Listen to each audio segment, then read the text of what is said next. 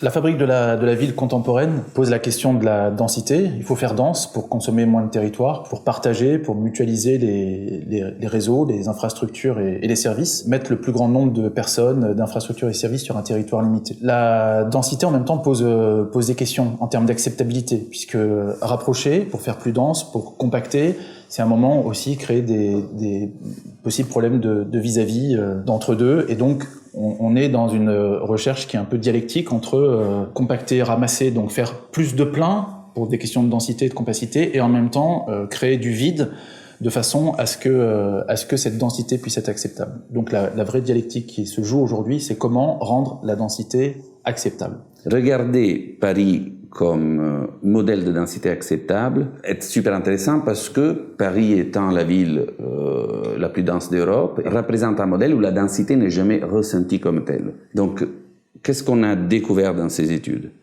Qu'est-ce qu'on a découvert dans cette recherche que nous avons menée au croisement entre l'architecture et l'ingénierie? La première des découvertes, c'était la densité parisienne fabriquée par l'îlot.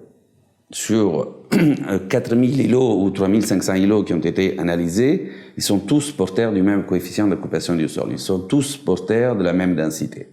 Donc, pour comprendre la densité parisienne, il faut regarder l'îlot. Pour comprendre l'îlot, il faut regarder cette figure, cette géométrie, par rapport à d'autres modèles de fabrique urbaine. Donc, les analyses qui ont été portées ont croisé ces données en essayant de capter précisément ce qui faisait la singularité de cette fabrique. Et pour comprendre les spécificités de l'îlot haussmannien, on a comparé à des tissus, des îlots typiques, représentatifs de Paris.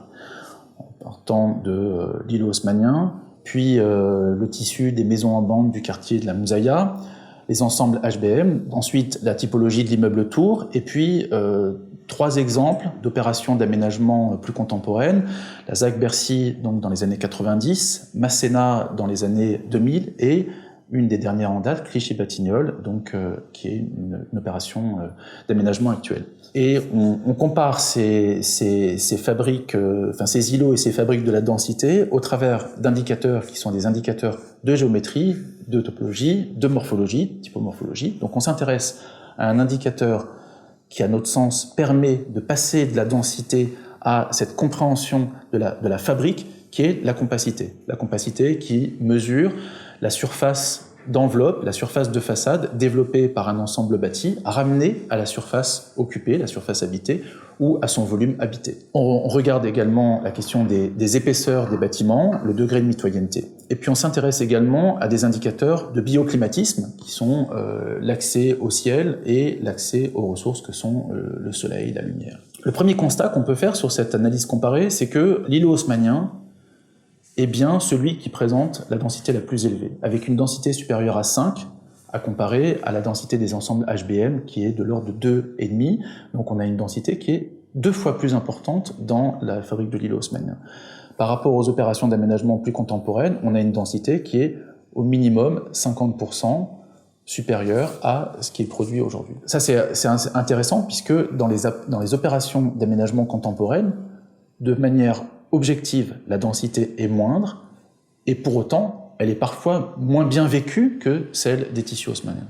La grande découverte du coup de cette étude était que la densité se fabrique à travers l'îlot, et la densité acceptable est relatée plutôt aux caractéristiques de l'immeuble. Donc, être compact à l'îlot veut dire du coup avoir plus de mètres carrés en quelque sorte. Être peu compact à l'immeuble veut dire avoir plus de confort et plus de qualité. Et pour un architecte, c'est super intéressant un immeuble qui est peu compact, puisqu'on est tout le temps proche de la ressource, on est tout le temps proche de la lumière, ce qui veut dire en d'autres mots, des cages d'escalier qui sont éclairées, des services, des toilettes, des cuisines, etc., qui peuvent avoir accès à la lumière, des espaces qui peuvent être traversants au niveau de la ventilation, enfin, tout ce nombre de qualités qui permet finalement la fabrique d'un confort et d'une qualité qui rend elle-même acceptable la densité. Le tissu haussmannien est fait de l'agrégation forte de nombreux objets bâtis, de nombreuses entités bâties qui, en elles-mêmes, sont des éléments de faible épaisseur. Contrairement à la fabrique contemporaine, qui additionne des objets bâtis qui sont en eux-mêmes très compacts. Et donc la compacité de l'objet bâti est égale à la compacité de l'îlot, puis la compacité du tissu et même la compacité de la ville. Ce qui n'est pas le cas dans la fabrique du tissu haussmannien. Quel est l'avantage de la finesse de l'immeuble? On a une distribution des vides qui est intéressante dans l'îlot haussmannien, avec régulièrement des entités bâties qui sont traversantes, donc entre rues et cours principales, entre cours principales et cours secondaires, entre cours secondaires et courettes, etc.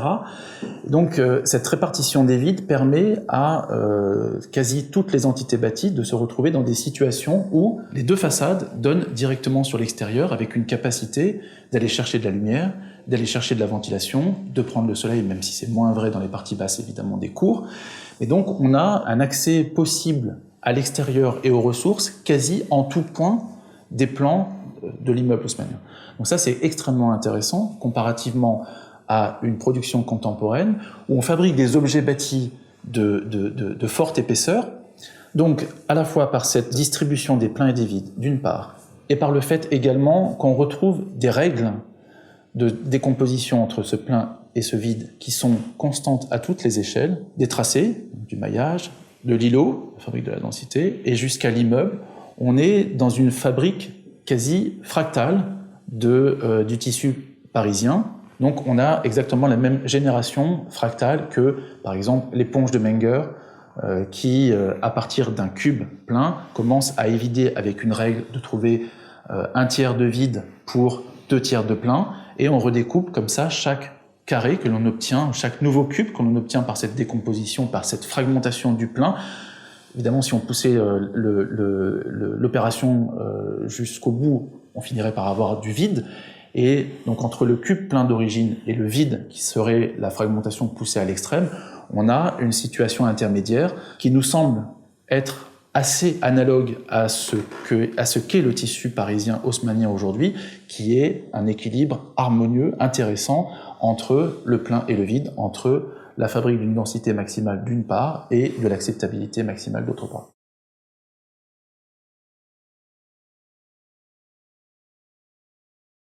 Donc la finesse de l'immeuble haussmannien est probablement à l'origine aussi de sa flexibilité. D'ailleurs, les immeubles qui ont été construits à Paris entre 1850 et 1910, destinés au départ, c'est ce qu'on appelle l'immeuble de rapport.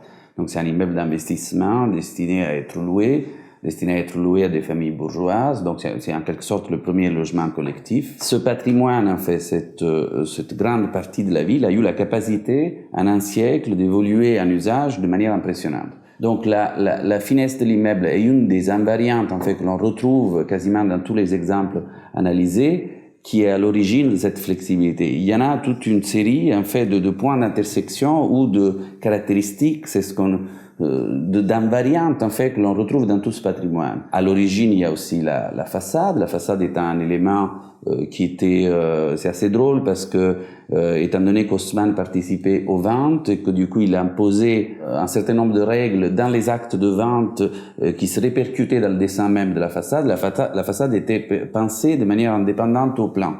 Et comme on devait assurer, les concepteurs, les architectes de l'époque devaient penser une forme de générique de cette façade pour assurer toutes les fonctions, en réalité, ils sont finis avec une grille qui a un rapport de vide-plan de 50% et qui n'est pas autre qu'une grille systémique et répétitive. Donc ce caractère sériel de la fabrication de la façade et ce caractère sériel des percements, des ouvertures est intéressant à plusieurs titres. D'une part, parce qu'il permet des reconfigurations aisées de logements en bureaux, mais également dans la façon dont, encore une fois, l'air et la lumière vont se distribuer à l'intérieur des bâtiments, donc dans les logements, avec une grande homogénéité de la distribution. Un héritage très intéressant de l'immeuble haussmannien aujourd'hui, c'est la variation volumétrique des espaces, c'est-à-dire la variation de hauteur sous plafond entre le rez-de-chaussée qui mesure entre 4 et 5 mètres, l'entresol qui varie entre 2,80 mètres et 3,20 mètres, les étages nobles à 3,40 mètres, 3,60 mètres, et encore le dernier étage, le 5e étage, plus les combles. Cette richesse de volumes différents au sein d'une même structure est quelque chose qui allait perdu après l'événement du moderne, où aujourd'hui, pour construire un logement, on sait qu'on a dans la dalle 2,80 m et pour construire un bureau, 3,60 m.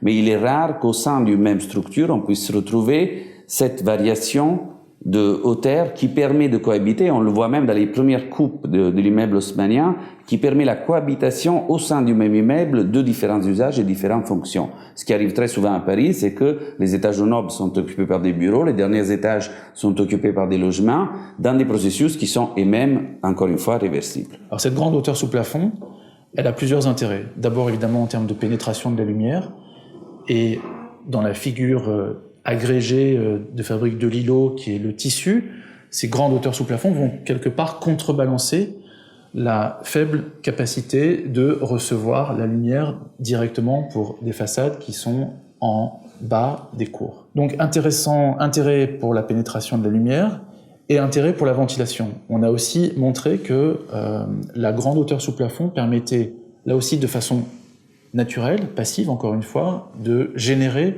des débits de ventilation intéressants et de fabriquer du confort d'été avec la possibilité pour l'air chaud de s'accumuler en partie haute, là où les occupants ne résident pas. Une autre variante intéressante, c'est la structure. La structure de l'immeuble haussmannien est super simple, on sait toujours quel mur percer. En plus, elle a développé un savoir-faire, ce qui fait qu'on sait intervenir sur un immeuble haussmannien. Et quand on le répète à l'échelle d'une ville entière, 66% de la ville s'est constituée d'immeubles construits entre 1953 et 1910, ben ça devient une pratique. Un élément qui est extrêmement intéressant à noter, c'est l'hyperstaticité des structures haussmanniennes, alors qui est due très certainement au caractère un peu empirique du calcul des descentes de charge, et également par le système constructif, par concrétion, par agrégation. Donc on a plus de matière. Alors hyperstaticité, ça fait un peu savant, mais ça veut dire quoi? Ça veut dire que l'immeuble aujourd'hui a beaucoup plus de résistance que ce qui est strictement nécessaire pour qu'il tienne. Contrairement à ce qu'on fabrique aujourd'hui, où on est dans la recherche, dans un équilibre à la fois de matériaux et évidemment un équilibre économique, dans la recherche de la juste structure qui répond aux besoins d'aujourd'hui. Donc ça, cette hyperstaticité, elle nous donne un avantage extrêmement intéressant aujourd'hui, puisqu'on peut enlever de la matière sans mettre en péril l'immeuble. Ça veut dire qu'on peut percer un mur, on peut ouvrir un plancher pour mettre en connexion, percer un mur pour associer des logements, y compris d'un immeuble à un autre. Autre conséquence à la fois du système constructif, de l'agrégation très forte des éléments bâtis, et puis de cette utilisation brute de la matière sans éléments rapportés comme des doublages, des faux plafonds, des faux planchers, c'est qu'on a deux caractéristiques extrêmement intéressantes recherchées aujourd'hui, qui sont d'une part la très forte mitoyenneté. La mitoyenneté joue quasiment le rôle d'un isolant aujourd'hui. Avec 50% de mitoyenneté, on a une capacité isolante naturelle, encore une fois, passive de l'immeuble qui est généré. L'inertie, à la fois due à la mitoyenneté, c'est-à-dire qu'on a une forme de neutralisation des échanges entre deux milieux chauffés, mais également l'accès à la matière de façon directe et à une matière excédente, généreuse, donc une très forte inertie. Cette très forte inertie de l'immeuble haussmannien lui donne une capacité en termes de confort d'été, sans aucun équipement complémentaire, donc de façon juste liée à sa géométrie, à sa matérialité, il était capable de maintenir des températures 5 degrés en dessous d'un immeuble contemporain. Une autre caractéristique commune à tous les immeubles qui a permis cette versatilité de l'immeuble est le dispositif du rez-de-chaussée couplé à l'entresol. En fait, souvent, ils sont connectés sans passer par la cage d'escalier de l'immeuble, et ce qui permet à la réserve commerciale de la ville de doubler quasiment de sa surface, dans un processus réversible où on peut, si on est McDonald's, on prend le rez-de-chaussée au premier étage, et si on est la petite boulangerie de quartier, on occupe que le rez-de-chaussée, et le premier étage est habité souvent aussi par des étudiants, etc. On voit dans le tissu parisien des stations de métro qui émergent dans ce socle, cet entresol qui est une forme de rez-de-chaussée capacitaire. Ça explique le très fort caractère serviciel du tissu parisien, avec une concentration de services au kilomètre carré qui est parmi les plus fortes des villes étudiées. Il y avait comme une conscience à l'époque de l'importance de proposer un modèle architectural, donc l'immeuble de rapport qui en tout cas est né même avant Haussmann, mais dont Haussmann a fait l'outil de la fabrique de la ville et le symbole même de cette fabrique. En tout cas, il y avait l'importance que cet immeuble ou les caractéristiques de cet immeuble puissent s'adapter à des scénarios économiques très différents. L'immeuble de rapport, il était classé d'ailleurs par Dali dès le départ en 3 catégories, l'immeuble classe 1, classe 2, classe 3, en fonction de la richesse de l'ornement ou des moyens qui étaient à disposition des propriétaires, et donc tout en gardant en réalité exactement les mêmes caractéristiques. Et de plus, l'histoire nous a montré que toutes ces invariantes ont persisté dans le temps. Ont persisté avant Haussmann jusqu'à pratiquement la Première Guerre, 1910, en déclinant des styles très différents. Il existe des immeubles de rapport Art Nouveau, en passant des périodes extrêmement sobres. Donc il y a une force dans ces caractéristiques qui a même survécu au changement de règlement, au changement de régime, au changement politique, au changement économique, et qu'on retrouve aujourd'hui comme un héritage intéressant. On a compris comment se fabriquer à la fois la sobriété et la résilience de l'immeuble de rapport haussmannien. Et on pourrait dire c'est presque par une générosité des pleins, on l'a dit, plus de matériaux, une hyperstaticité de la descente de charge, et de l'autre côté, à l'inverse, presque une générosité des vides excédentaires, que ce soit la figure de l'entresol, que ce soit la hauteur sous plafond très, très importante, que ça soit cette répartition des vides multiples au sein de l'îlot, donc cette générosité du plein d'un côté, cette générosité du vide de l'autre côté, qui fabrique à la fois la très grande sobriété de l'immeuble, sa très grande résilience, sa capacité à être extrêmement flexible, réversible, et qui fabrique même cette forme de résilience climatique, puisque de façon extrêmement étonnante, l'immeuble haussmannien, par toutes ses qualités, consomme relativement peu au regard de sa date de construction très antérieure à la prise en compte des questions énergétiques qui sont des questions contemporaines, et de l'autre côté, sa capacité à résister aux pics de chaleur et aux événements caniculaires, et donc à anticiper même ou à résister au changement climatique. Donc à la fois résilience spatiale, technique, structurelle, mais également résilience climatique. La découverte se résume en 4 mots. L'îlot est l'outil de la densité, et l'immeuble, finalement, est l'outil d'une partie de la résilience du tissu parisien. Résilience à la base de laquelle on retrouve cette forte flexibilité, cette extrême réversibilité, et surtout un dispositif d'intersection en fait entre ce qui est privé et ce qui est public, qui se traduit à travers ce socle en fait commercial qui se réadapte et qui fait que les deux caractéristiques, la densité et la résilience, deviennent et se traduisent en forme d'usage sous forme de l'intensité. Les services avec la caractéristique très forte du maillage parisien fait finalement est à la base de cette vie fantastique qui se distribue dans les quartiers parisiens de manière presque polycentrique. Il n'y a pas un centre à Paris, mais il y a une addition de situations qui ont des intensités variables mais toujours très fortes.